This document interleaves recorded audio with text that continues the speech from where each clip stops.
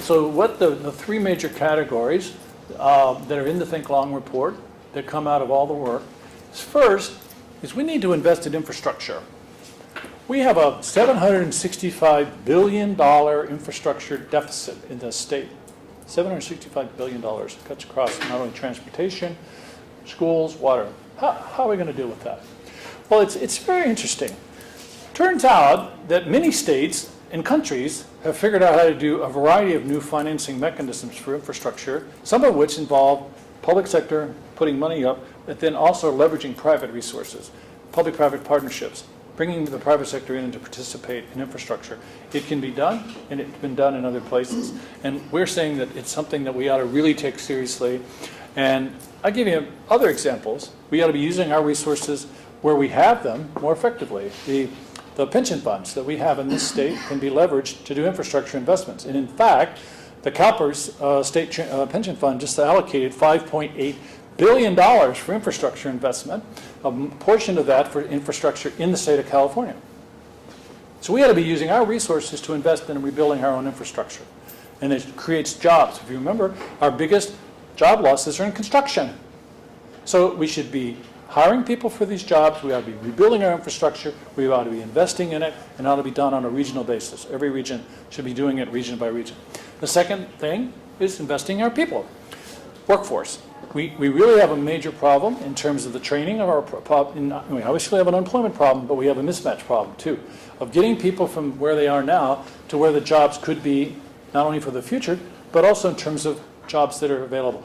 You know, we work in regions, and I know Dan does this type of analysis everywhere too. You find the most interesting thing. You go into a place, and I'll use the example of Fresno because I was working down there on a regional jobs initiative. You go into a place with a high unemployment rate, and then you bring employers together, and you sit down with them, and you ask for the types of work they need, and they need skilled employees, and they can't always find them. They can't find the people for the jobs that they need. They're sort of a mismatch. So we need to figure out how to make our training systems work more effectively to avoid these mismatches, and that means investing in our workforce investment boards, community colleges, training programs, and making sure that they have the resources that they need, and also to make sure that we have real-time information so that these training organizations know exactly what's out there in terms of the jobs. And some work has been doing the California Workforce Investment Board, and others have been trying to do more of that, but that's a really important area, as well as higher education.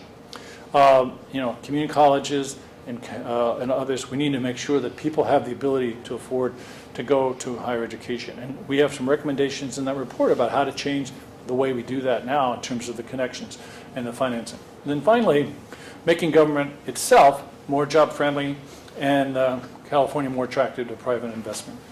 And I think the biggest finding that we came out with this, and we've been hearing over and over again, it's one of those sort of on the one hand, on the other hand.